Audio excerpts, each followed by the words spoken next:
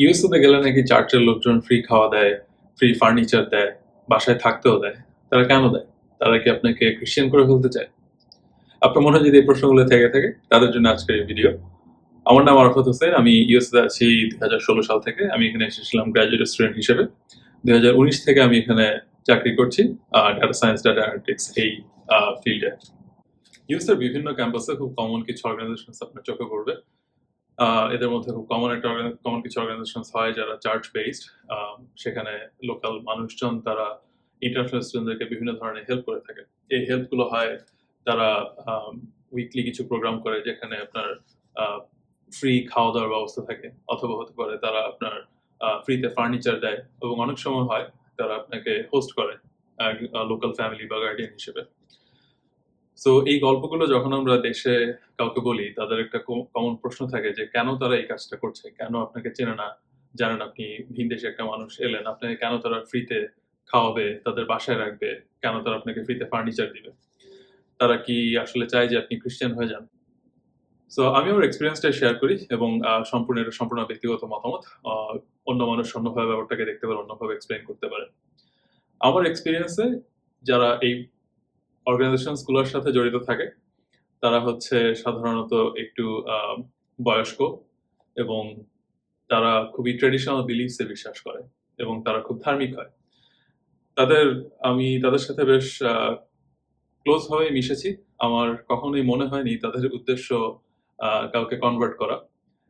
কিন্তু বলে রাখা ভালো, যদি আপনি নিজে থেকে কনভার্ট হতে চান, তারা আসলে খুবই খুশি হবে।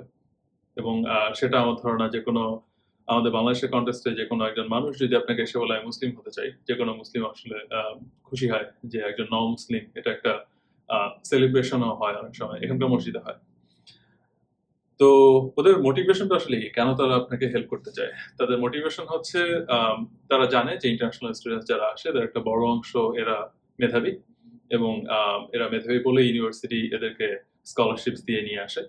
এবং তারা এও জানে বেশিরভাগ ইন্টারন্যাশনাল স্টুডেন্টসই আসলে আম ফিন্যান্সিয়াল হার্ডশিপ নিয়ে আসে, এবং তারা জানে তারা খুব বেশি আসলে স্কলারশিপ যেটা পায় বা জিএ যেগুলো পায়, সেই দিয়ে আসলে খুব বেশি টাকা আর্ন করে না যে তারা খুব লাক্সারিয়াস একটা লাইফ লিড করবে ইউএসএ তে। আর তৃতীয়ত হচ্ছে তারা জানে যে স্টুডেন্টস গুলো যখন আসে এরা আসলে হাজার, হাজার মাইল দূরে ফ্যামিলি থেকে একা আসে। সো তাদের ফ্যামিলিকে তারা মিস করে। তারা আসলে টোটালি তাদের রুটস রেখে আরেকটা জায়গায় মুভ করে। সেই সবগুলো ব্যাপার মিলে তারা চেষ্টা করে যাতে এই নতুন মানুষগুলোর এই ট্রানজিশনটা, নতুন একটা সময় যে এই ট্রানজিশনটা একটা যতটা ইজি হয়। এবং স্ট্রাগল এর সময় যে সাপোর্টটা দেয়, এই সাপোর্টের থ্রুতে তারা চেষ্টা করে তাদের নিজেদের একটা ইমেজ তৈরি করার, যে তারা আসলে আ আপনার জন্য কেয়ার করে। যেটা ট্রুলি তারা কেয়ার করে, যেটা আমার এক্সপেরিয়েন্স এ মনে হয়েছে তারা ট্রুলি আপনার জন্য কেয়ার করে বলেই তারা আসে। এবং তাদের এই কেয়ারিং যে পারসোনা, এটাতে যদি আপনি বিলিভ করে তাদের আ অন্তর্ভুক্ত হতে চান, আপনি বলতে চান যে হ্যাঁ, আমি কনভার্ট হতে চাই, আমি খ্রিস্টান হয়ে যেতে চাই। এটা তাদের জন্য বোনাস। এবং এটা আমার মনে হয় যেকোনো বিশ্বাসী ধর্মের মানুষের জন্যই, অ্যাব্রাহামিক রিলিজিয়ন এ এটা আসলে সবাই এটা অ্যাপ্রিশিয়েট করে। আম তো এই হচ্ছে আমার ওপিনিয়ন। এক্ষেত্রে বাংলাদেশের মানুষের যে কমন ভয়গুলো, যে হ্যাঁ, আমি এইসব প্রোগ্রামে গেলেই কি আমাকে কনভার্ট করে ফেলবে? এইসব প্রোগ্রামে গেলেই কি আমি আসলে মুসলিম থাকবো না? আমার কাছে কখনোই এটা মনে হয়নি। আমার কাছে মনে হয়েছে যে আমি আমি প্রচুর খুবই আম রিলিজিয়াস স্ট্রংলি প্র্যাকটিসিং মুসলিমস কে দেখেছি এসব প্রোগ্রামে খুব রেগুলার যেতে। তারা এসব প্রোগ্রামস এ যারা অর্গানাইজার এদের সাথে খুবই ক্লোজ। কখনোই তাদেরকে আমি দেখিনি আ তাদের নিজেদের বিলিফ কে নিয়ে ডিসকমফোর্ট ফিল করতে এসব প্রোগ্রামে গিয়ে। বরঞ্চ আমার মনে হয়েছে এসব মানুষ প্রোগ্রামস এর থ্রুতে আপনি যে লোকাল মানুষদের সাথে মিশতে পারবেন, সেটা আপনার একটা খুবই ভালো একটা অপরচুনিটি দেয় লোকাল কালচারকে বোঝার, এবং খুব ভেতর থেকে এই মানুষগুলোকে বোঝার যে তাদের আসলে মানসিকতা কেমন। তারা কি, কি ভ্যালুস গুলো হোল্ড করে। তাদের জীবনে আসলে আ যখন আপনি তাদের সাথে কোন কথা বলবেন, আপনি ইভেনচুয়ালি বুঝতে পারবেন যে আপনার সাথে তার ডিফারেন্সেস গুলো খুব বেশি না। মূলত মিলগুলো অনেক বেশি। সো আমি বলব যদি আপনার এমন কোন অপরচুনিটিস থেকে থাকে, আপনারা যারা ইউএসএ তে এসেছেন, মোস্টলি স্টুডেন্ট হিসেবে তাদের এই অপরচুনিটিস গুলো বেশি হয় আমার জানা মতে।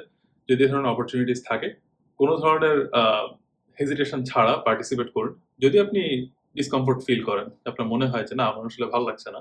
আমার এই গ্রুপের আচরণ ভালো লাগছে না, ইনটেনশনস ভালো মনে হচ্ছে না। ডেফিনিটলি আপনি এখান থেকে সরে যান। কিন্তু আমার মনে হয় একটা ট্রাই দিন। এদেরকে আপনি একটা সুযোগ দিয়ে দেখুন। আপনার নিজের জন্য এটা একটা এনরিচিং এক্সপেরিয়েন্স হবে বলে আমার মনে হয়। ধন্যবাদ।